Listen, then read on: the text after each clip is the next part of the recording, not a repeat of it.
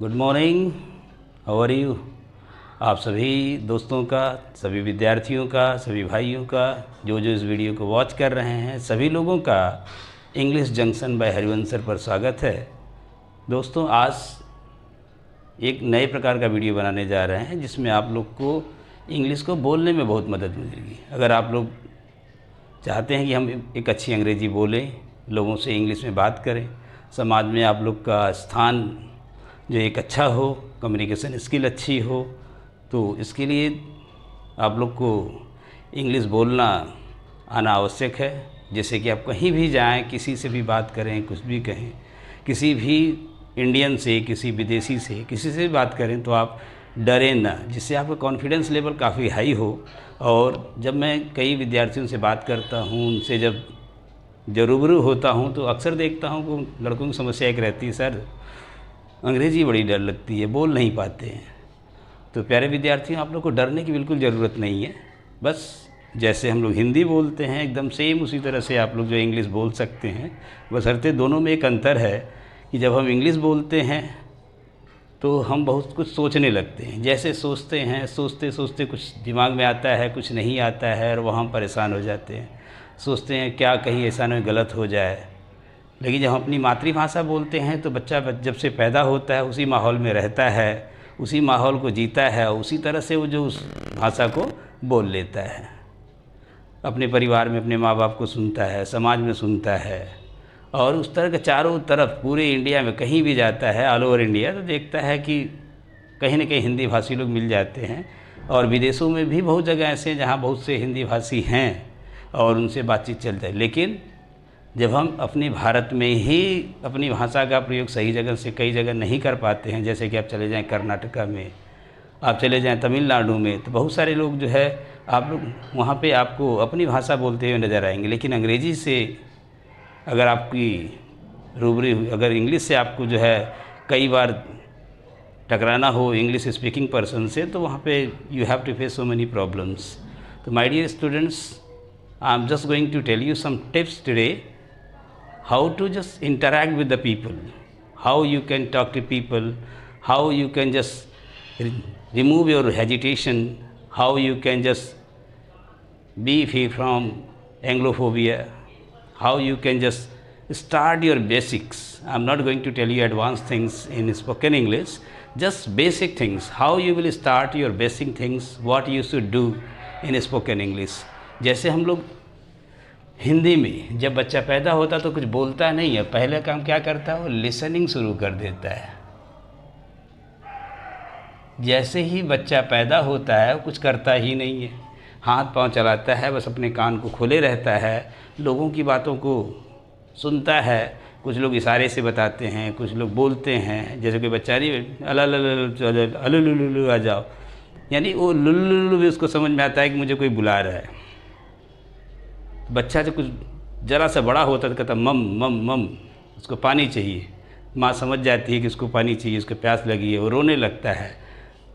तो पहले तो सुनने की प्रक्रिया वो अपनाता है। इस तरह आप लोग भी जब अगर अंग्रेज़ी सीखना चाहते हैं तो सबसे बहुत सारी आजकल तो बहुत सारे साधन है, टेलीविज़न है, यूट्यूब है, बहुत सारे मोबाइल में ऐसे ऐप्स हैं जहाँ पे आपको पहले कुछ स्पीच वगैरह जो सुनना शुरू करिए। इंग्लिश के न्यूज़पेपर हैं, उसको पढ़िए। अगर इंग्लिश न्यूज़पेपर पढ़ने में आपको दिक्कत हो रही है तो आप शुरू में आप जो है कुछ इजी बुक्स, इंग्लिश के नर्सरी की बुक्स हैं बच्चों की, पहले पढ़ने की आदत डालिए। लिसनिंग के साथ साथ आपको जो है ये रीडिंग हैबिट होनी चाहिए। जैसे आप बड़े हो जाते हैं, बच्चे तो हैं नहीं, अब छोटे से बच्चे तो इंग्लिश बोलने नहीं जा रहे हैं, तो आप लोग सबसे पहले किसी की बात को गौर से सुनिए। चाहे आप कोई न्यूज़ सुनिए, अगर आप न्यूज़ सुन लेते हैं इंग्लिश का तो अच्छी बात है, शुरू में नहीं समझ में आएगा, लेकिन धीरे धीरे देखेंगे आप जो है सुनना शुरू कर देंगे। कोई स्पीच आपको जो सुनाई दे रही हो, बहुत सारी ऐसी स्पीच होती हैं इंग्लिश में, सिंपल लैंग्वेज में बहुत से अच्छे स्पीकर होते हैं, उनको सुनिए। बहुत हाई फाई स्पीकर को सुनेंगे तो वहाँ पे आप परेशान हो जाएंगे। उसके बाद जैसे आप रीडिंग शुरू करते हैं तो जैसे स्टोरी बुक्स हैं आपके पास, बहुत सारी जो स्टोरी बुक्स हैं, छोटी छोटी स्टोरी बुक्स, उसको पढ़िए। न्यूज़पेपर पढ़िए, आप न्यूज़पेपर को पहले पढ़िए आप आराम से।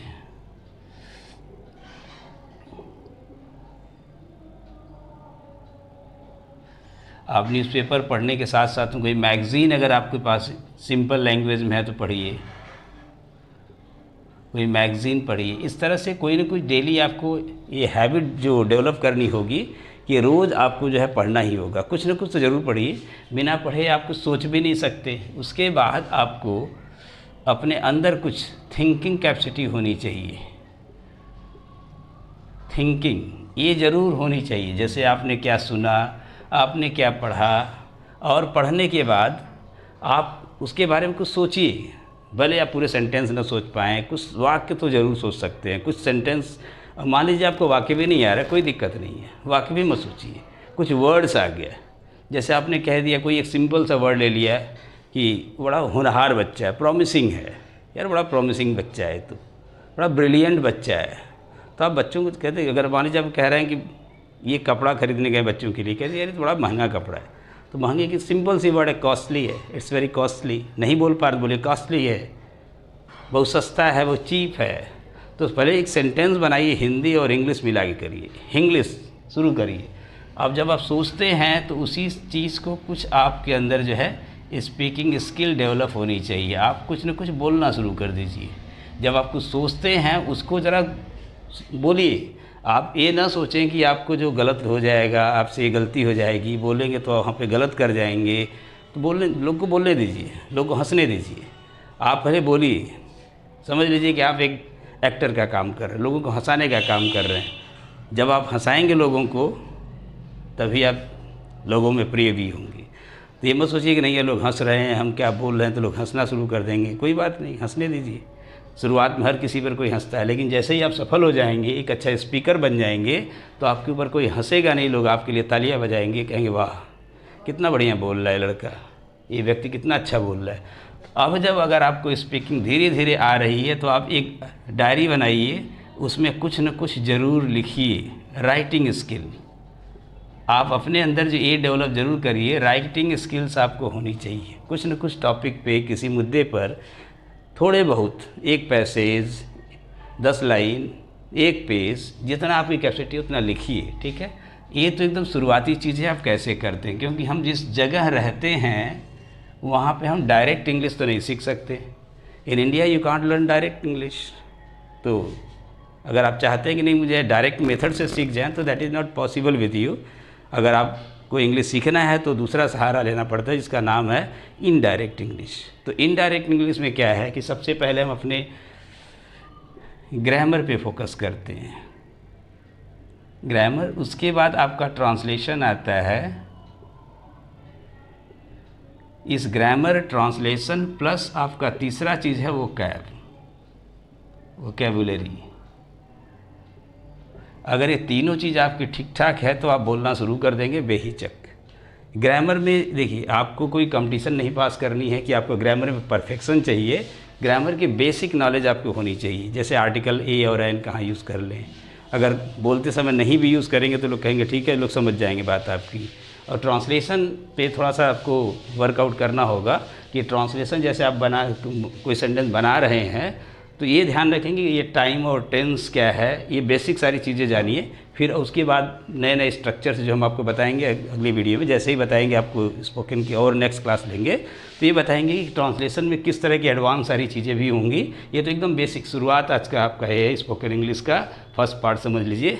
जिसमें आप लोग जो है पहले शुरुआत से खड़े होना सीखिए, एकदम पहले दिन से निडर होना सीखिए। आप एक एक सेंटेंस को बोलना शुरू कर दीजिए, एक एक वर्ड को बोलना शुरू कर दीजिए। जिस दिन शुरू कर देंगे वही दिन तक आपकी शुरुआत होगी। कहता है ना कि when ever you start that is your beginning. ये मत सोचिए कि नहीं यार हम तो, मेरी इतनी उम्र हो गई, अभी हम नहीं बोल पा रहे हैं, कोई दिक्कत नहीं है। The day when you start that is the first day for your life in the beginning, you know that is the beginning for your life. तो डोंट वरी फॉर दैट। और ट्रांसलेशन के साथ साथ अगर आपको वोकैबुलरी एकदम नहीं आती है तो समझ लीजिए कि आप बोलना संभव नहीं है। किसी भी भाषा को बोलने के लिए हमको वोकैबुलरी की ज़रूरत होती है। अगर वोकैबुलरी हमारी स्ट्रॉन्ग नहीं है, वोकैबुलरी इन द सेंस आपको कॉमन लैंग्वेज वाली जो जनरली यूज़ वाली इंग्लिश होती हैं, उन सब सारे वोकैबुलरीज आपको आनी चाहिए। जैसे छोटे छोटे सेंटेंसेस, छोटे छोटे वर्ड्स हैं तो वो सब ज़रूर जाने से मैं भारतीय हूँ, भारतीय की मीनिंग इंग्लिश में आनी चाहिए। I am an Indian. क्या आप अमेरिकन हैं? Are you an American?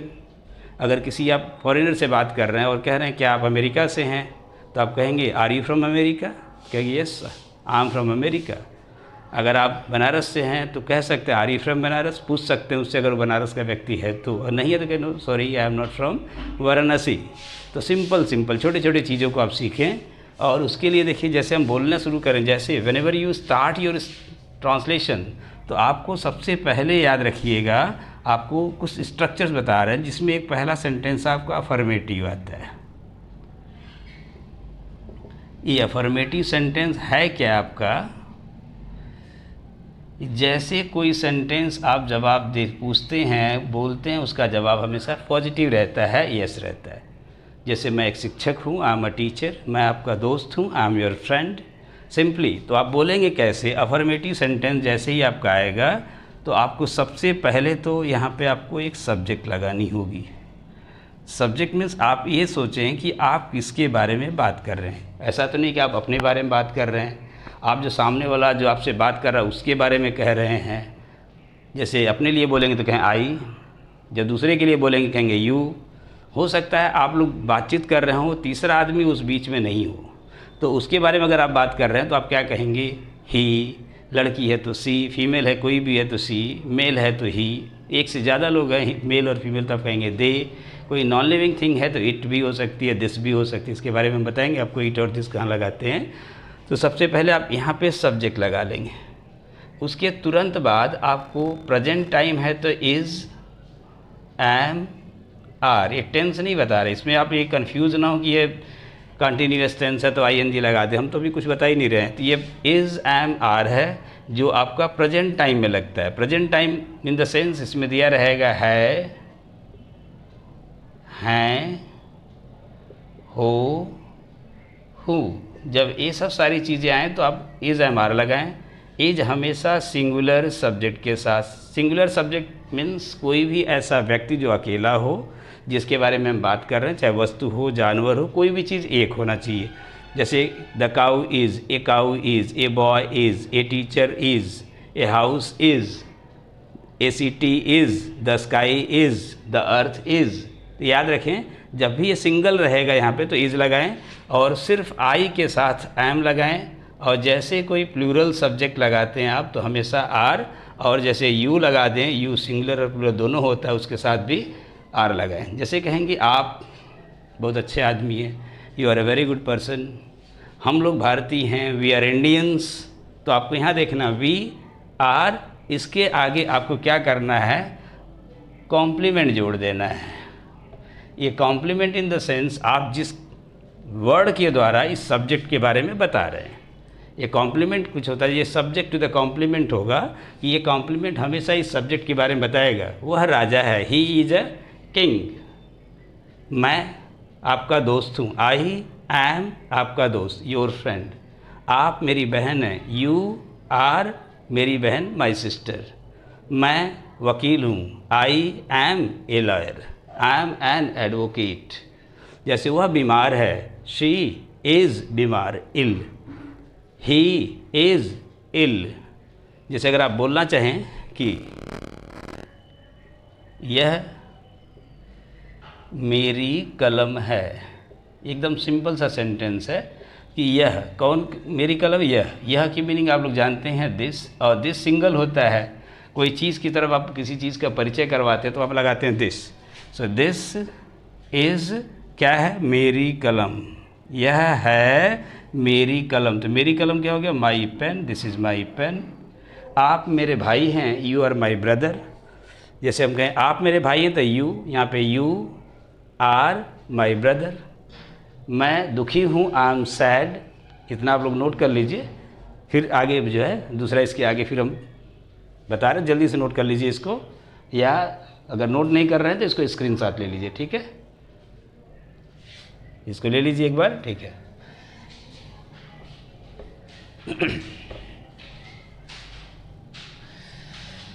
हाँ, तो डियर स्टूडेंट्स बता रहा था कि आप लोग कैसे सब्जेक्ट के साथ कौन सा वर्ब प्रेजेंट टेंस में लगाएंगे।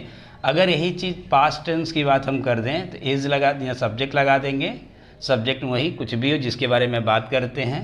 यहाँ पे पास्ट होगा तो वाज होगा या तो फिर वर होगा, यही दो होंगे पास्ट या वर्ब। इसका अर्थ है था, थे, थी। जहाँ पे आप बोले था, मैं घर पर था, आई वॉज, कहाँ पर, अब यहाँ पे लगा दीजिए कॉम्प्लीमेंट। फिर यहाँ पे बचेगा आपका कॉम्प्लीमेंट। ये कॉम्प्लीमेंट क्या करता है, किसी वाक्य को पूरा करता है। तो सबसे पहले ये देखेंगे कि वह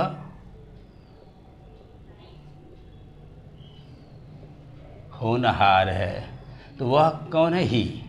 अगर लड़की है तो शी भी आप लगा सकते हैं, ही इज़ होनहार प्रॉमिसिंग, ही इज़ प्रॉमिसिंग, या इसी का ही इज़ ब्रिलियंट। जैसे कहें आप जिद्दी हैं। आपकी मीनिंग हमने बताया है आपको, जब बोलने वाले के लिए यूज़ किया जाए तो आई, जब जिससे हम बात करते हैं तो हम बात कर उसी को कह रहे हैं आप, तो आपके लिए बोलेंगे यू आर जिद्दी, स्टबर्न। ये सारे देखिए प्रेजेंट टेंस की बात हो रही है, लेकिन अभी हमने क्या स्ट्रक्चर में लिखा आप लोग के लिए, पास्ट टेंस। तो सेम इसमें कुछ करना नहीं है। अगर कोई व्यक्ति है, उसकी आप तारीफ़ कर रहे हो कि वह होनहार था, तो ही वॉज प्रॉमिसिंग। आप जिद्दी थे, अब नहीं हैं, इस समय नहीं है, तो यू वर स्टबर्न। जैसे हम इसी को अब पास्ट में कर दें कि वह होनहार था। यहाँ पे देखिए क्या है था, तो हमने क्या लगा दिया था, इज़। यहाँ पे क्या हो गया, था हो गया, तो यहाँ पे ही के साथ वाज आ जाता है, तो ही वॉज प्रॉमिसिंग। यहाँ पे देख रहे होंगे, जैसे आई हो और कोई सिंगुलर सब्जेक्ट हो तो आप लगा दीजिए यहाँ पे वॉज, और प्लूरल नंबर हो, यू हो, तो उसके साथ लगा दीजिएगा वर। इसको ध्यान से देखिएगा। अगर आप बोलेंगे हम लोग उदास थे, तो पहले हम लोग थे या लगी वी के साथ होता है वर।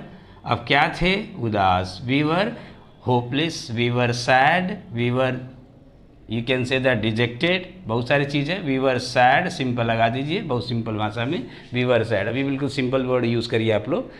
वी वर सैड, हम लोग उदास थे, हम लोग दुखी थे। We were hopeless. अगर जैसे बोलेंगी वह लड़की नक चढ़ी थी, अब नहीं है, अब सुधर गई है, तो दैट गर्ल वॉज नकचड़ी। अब देखिए यहाँ पे आएगा वह लड़की, दैट गर्ल, सब्जेक्ट कौन है, दैट गर्ल, क्या है यहाँ पे, थी, दैट गर्ल वॉज। अब आपको यहाँ पे मीनिंग हो सकता है दिक्कत करे नकचड़ी की, तो जिसको आ रहा है तो बनाइए, नहीं आ रहा तो हम लिख रहे हैं that girl was snobbish, that girl was snobbish, SNOBBISH। इस वर्ड को आप लोग याद कर लीजिएगा, दैट गर्ल वॉज स्नबिश। जैसे बोलना हो कि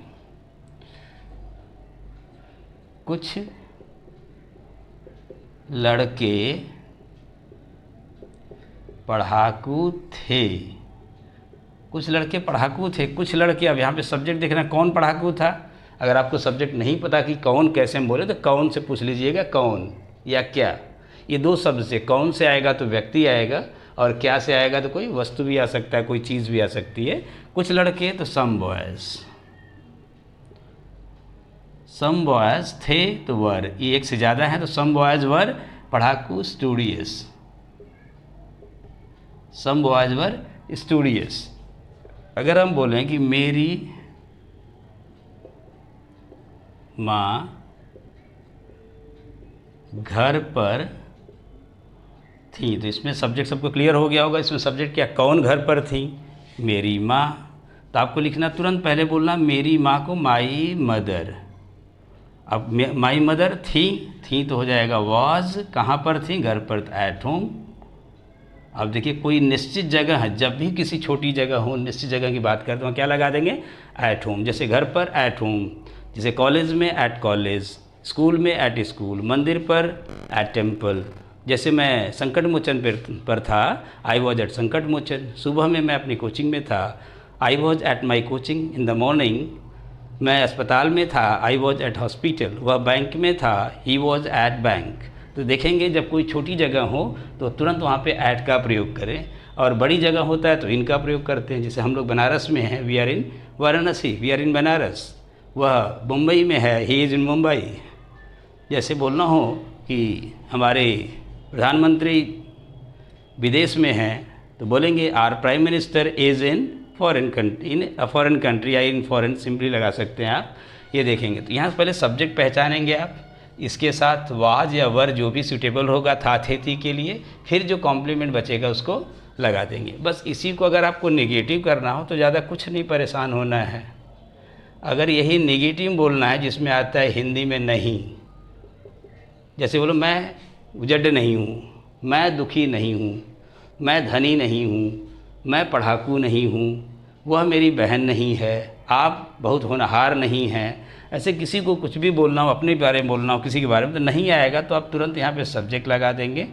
यहाँ पे ये टू बी लगा देंगे। टू बी का मतलब वही अभी हमने जो बताया है कि इज़, एम, आर, वाज, वर, ये प्राइमरी ऑक्सिलरी वर्ब है टू बी। इसके तुरंत बाद अगर नेगेटिव है तुरंत नॉट लगाना है, फिर आपको कॉम्प्लीमेंट लगाना है। जैसे अगर बोलना हो कि मैं बाज़ार में नहीं हूँ, मैं आई एम नॉट बाज़ार में इन द मार्केट। मैं घर पर नहीं हूँ, आई एम नॉट घर पर एट होम। जैसे बोलना हो कि वे लोग मेरे साथ नहीं थे, मेरे साथ वे लोग नहीं थे, तो कौन नहीं थे? वे लोग। तो वे लोग सिंपली कहेंगे दे। नहीं थे तो थे के लिए वर, दे वर नॉट मेरे साथ with me, they were not with me, मेरे साथ के लिए हमेशा लगाएंगे विथ। मैं आपके साथ नहीं था, I was not with you. वह मेरे घर पर नहीं था, he was not at my home. हम लोग दुखी नहीं थे, वी वर नॉट सैड। मैं आपका भाई नहीं था, I was not your brother. बहुत सारे ऐसे सेंटेंस आपको नेगेटिव बनाने हैं तो आराम से आप बना सकते हैं। तो नेगेटिव में कोई भी होगा, इसको इस तरह से जैसे अभी आपको बताया गया है उसको उतार लीजिए या इसका स्क्रीनशॉट ले लीजिए। उसके बाद कुछ इंट्रोगेटिव सेंटेंस हो जाते हैं अभी।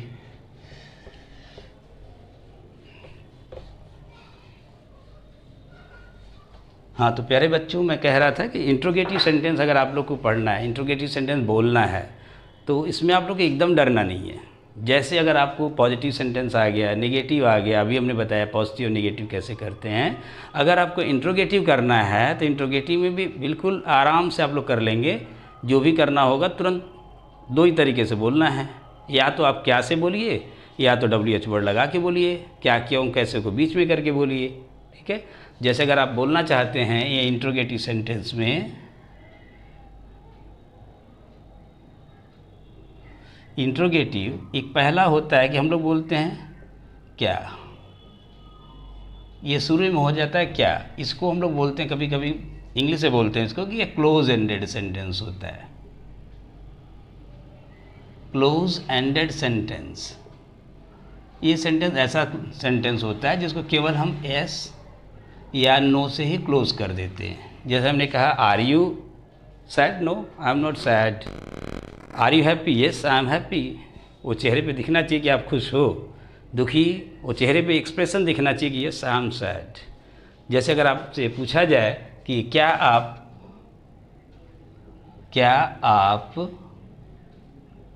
मुझसे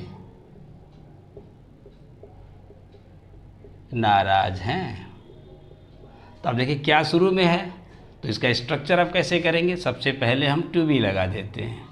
टू बी, तुरंत ये याद रखिए कि टू बी का मतलब is, am, are, was, were, 5 चीज़ें बस होती है। Is, am, are, is, am, are, was, were. जैसा कि हमने पहले ही आपको बताया था, is, am, are present time में, प्रेजेंट टाइम मतलब जहाँ है, हो, हूँ, ये सब आ जाए। जहाँ था, थे, थी आ जाए, वहाँ ये लगाना। इसके तुरंत बाद हम जिसकी बात करते हैं, सब्जेक्ट कौन, क्या, यहाँ रहेगा।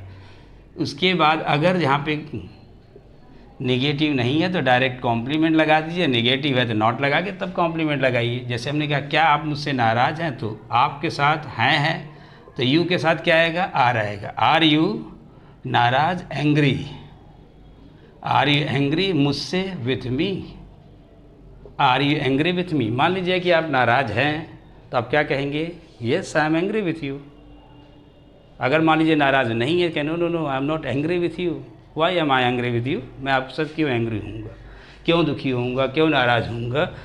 तो जैसे देखेंगे क्या शुरू में है, तो इज़ एम आर में से कोई एक बाहर हो जाए। जिसे बोलना हो कि क्या यह आपका घर है? अब देखिए इसमें क्या है और मेन सब्जेक्ट क्या है? यह। तो यह के साथ है के लिए क्या आएगा? इज़ दिस आपका घर? Your house? इसके दो ही जवाब होंगे, या तो यस होगा या तो नो होगा। तो आप कहेंगे yes this is my house, yes लगा के यहाँ पे दिस इज़ लगा देंगे, दिस फिर इज़ यहाँ चलाएगा, आई योर का माई हो जाएगा। क्यों योर का माई हो जाएगा? जब बोलते समय तो स्पीकर अपने लिए आई लगाया, आपके लिए योर लगाया, लेकिन जब आप बोलेंगे तो आप अपने लिए माई लगा देंगे और दूसरे के लिए योर लगा देंगे। तो ये भी ध्यान रखा करिए, बोलने वाला हमेशा अपने लिए आई से जितने प्रोनाउन होते हैं उसको शुरू करता है या वी से शुरू करता है, लेकिन जब सुनने वाला होता है उसके लिए लगाया जाता है हमेशा यू वाला प्रोनाउन। यू, योर, योर्स ये सब लगाते हैं। जैसे अगर आप बोल रहे हैं कि क्या वह नेता भ्रष्ट है? अब इसमें सब्जेक्ट में कंफ्यूज ना हो, खाली वह है। अच्छा हम पूछें अगर आपसे कि कौन भ्रष्ट है, कौन भ्रष्ट है, तो हम बोले वह नेता। इसमें पूरा का पूरा सब्जेक्ट क्या हो गया? वह नेता। और है, वह नेता भी दैट लीडर सिंगल है, उसके साथ है के लिए इज़ लगाएंगे, तो इज़ दैट लीडर भ्रष्ट corrupt? Is that leader corrupt?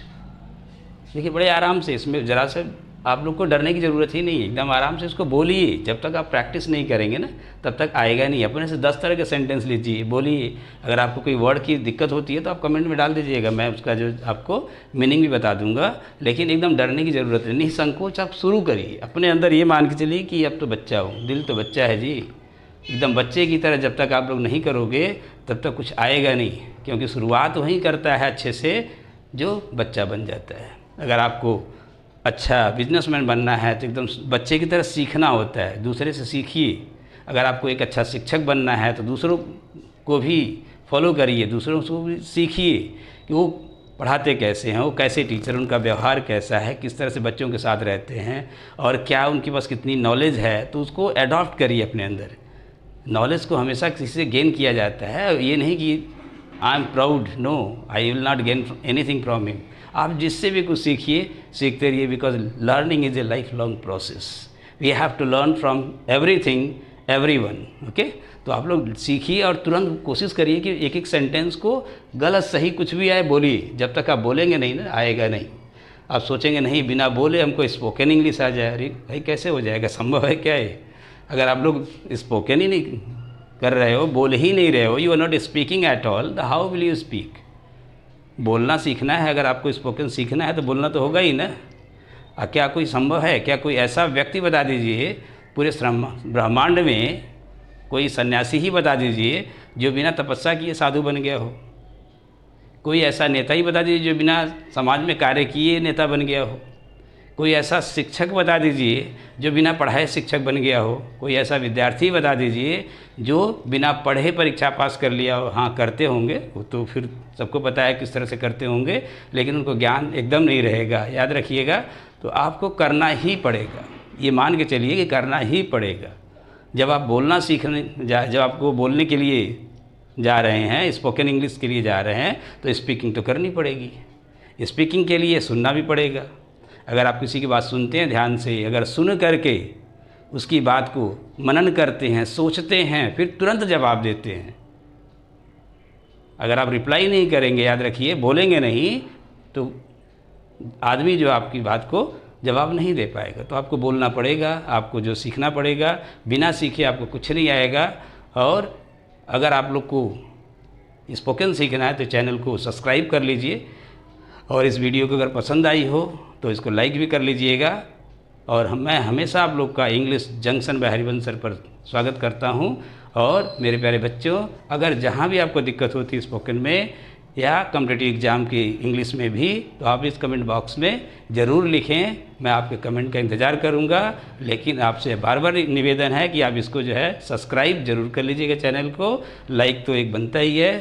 Thank you. जय हिंद, जय भारत।